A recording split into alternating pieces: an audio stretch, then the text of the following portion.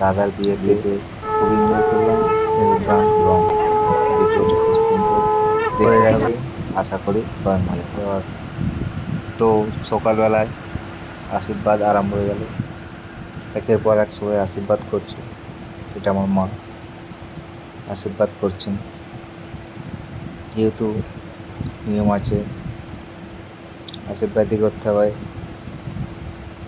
যেহেতু একের পর এক সকলে আশীর্বাদই করছে।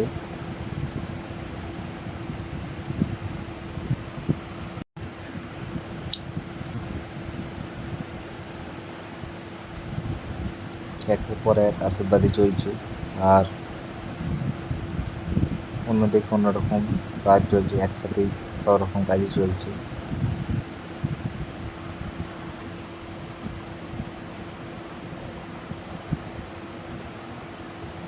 তো ক্যামেরাম্যান ফটোশ্যুট নিয়ে নিচ্ছিল, এবং দৌড়েতেই সব কাজ যেটা হচ্ছে আমার বড় মামা, উনি আশীর্বাদ করলেন।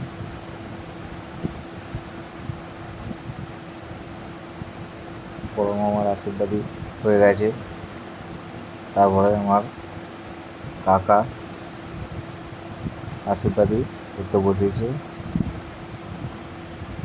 এদিকে লাইটিং এলা লাইটিং সেটিং করে মিটার থেকেই তার জুড়ে সবই ঠিকঠাক করে দেখে নিচ্ছে যে লাইটগুলো ঠিকঠাক আছে।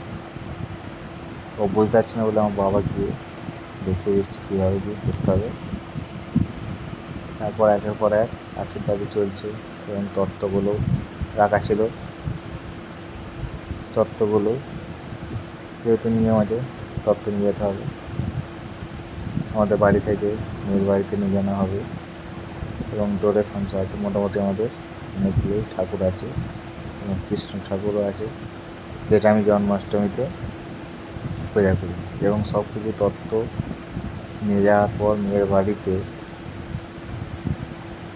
নিয়ে যাওয়া হলো, এবং সব রেখে দেওয়া হলো। তো মাছটা যেহেতু অনেকটাই বড় ছিল, এর জন্য মাছটাকে সাজানো হলো, ধরতে সেটিং করা হলো। এবং যেহেতু আশীর্বাদী গোষ্ঠী এসছে, মেয়ের বাবারা, তাদের খাওয়া দাওয়ারও রেডি করা হলো, এবং গায়ে হলুদ পর্ব শুরু হলো।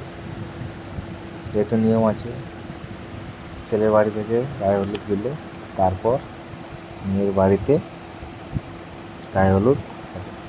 তো সুতরাং একের পর এক বৌদি, কাকিমা, ভাইজি সবাই গায়ে হলুদ খেলার জন্য প্রস্তুত, রেডি। ক্যামেরাম্যানও কিছু শ্যুট করে নিল, এবং একের পর এক গায়ে হাতে সমস্ত কিছু হলুদ টলুদ মাখিয়ে দিল। যেহেতু আমাদের ফাঁকা বাকুল আছে, সেখানেই দুপুরে খাওয়া দাওয়ার জন্য রান্নাবাড়া চলছে। এবং গায়ে হলুদটা হয়ে যেতেই গায়ে হলুদ টলুদ মেখে আমরা বেরিয়ে পড়লাম তত্ত্ব নিয়ে। আমার দাদাও কিছু শ্যুট করে নিল আমাদের মন্দিরের সামনে। তত্ত্বগুলো এবার নিয়ে যাওয়া হচ্ছে আমাদের। তত্ত্বগুলো নিয়ে আমরা যাব বৌদিদের বাড়িতে, গিয়ে তত্ত্বগুলো সব সাজিয়ে রাখা হলো বাড়ির মধ্যে। সব সাজিয়ে রাখার পর আমাদেরকে মিষ্টি খেতে দেওয়া হলো। জল মিষ্টি খাওয়ার পরে বৌদিকে দাদা শ্বশুরমশাই ডেকে নেওয়া হলো, এবং বৌদির সাথে কথাবার্তা বলে আমরা একটু বাইরের দিকে চলে আসলাম। কিছু ছবি টবি তুলে নিলাম। দেখতেই পাচ্ছ কত বড় পুকুর, পুকুর পাড় দিয়ে রাস্তা। তো ভাবলাম ছবি ওঠা যাক বলে কিছু ছবি টবি ওখানে উঠলাম। লাইটিং দেওয়া আছে দেখতেই পাচ্ছ। একটা বন্ধু সেলফি নিয়ে আমাদের দূরে দাঁড়িয়ে আছে। তারপরে বাড়ি চলে আসলাম। এবার যেহেতু বিয়েতে বেরোনো হবে, কিছু নিয়ম আছে। মা কিছু কথা বলবেন এবং দাদারা সেটা বলবেন। দেখতে পাচ্ছ নিজ বড় সামনে আছে, বাবা এবং মা, ওনারা যেসব নিয়ম আছে সেটা পালন করলো। এবং এটার পরে যখন বেরোনো হবে আর বাড়ির দিকে ফিরে তাকালেন।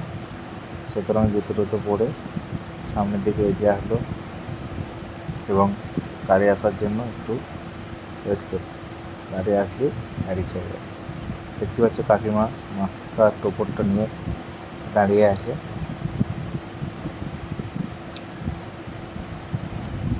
এবং গাড়ি অলরেডি চলে এসছে।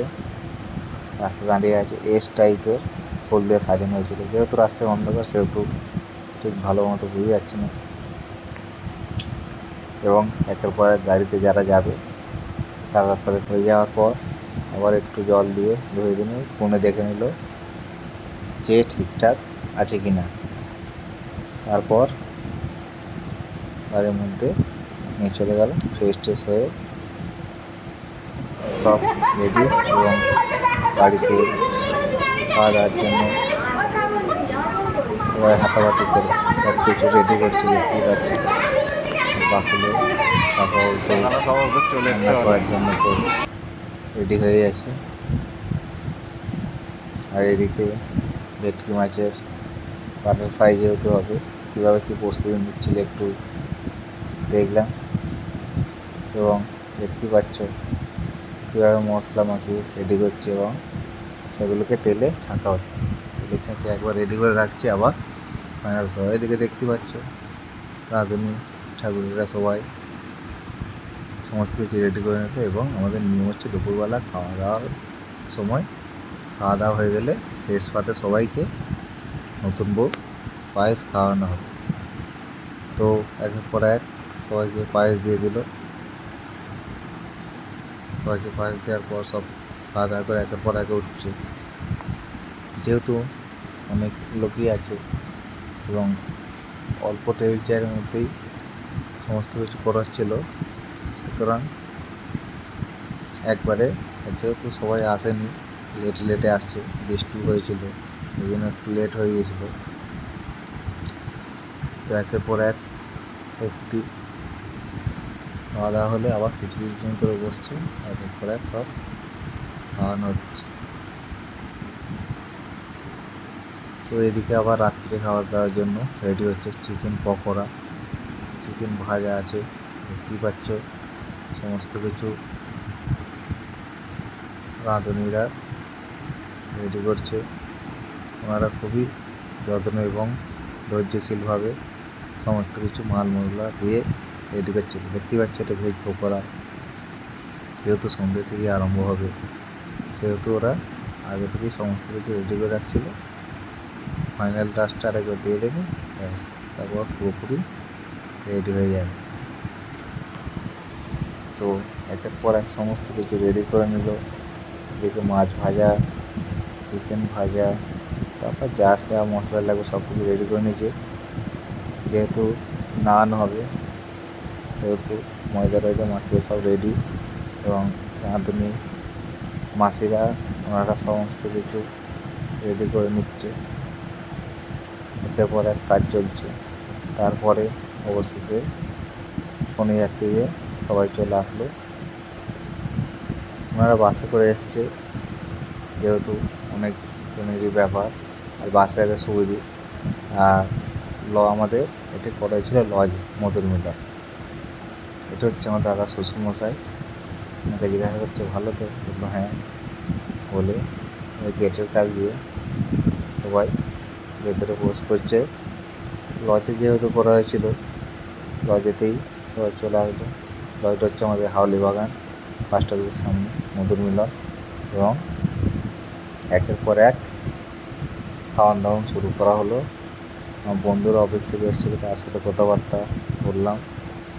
বলার পর সমস্ত কিছু ready, fuchka, coffee, chicken pakora সমস্ত কিছু রেডি। একের পর এক ওনারাও সমস্ত কিছু রেডি। নিচে তো লোক খাওয়ার দাওয়ান করছে এবং খাবার দাবারের জায়গা ওপরে এবং তারও উপরে বউকে বসানো হয়েছে। বউ বর সমস্ত কিছু যে আত্মীয় স্বজন আসবে ওনারা একের পর এক চলে আসছে।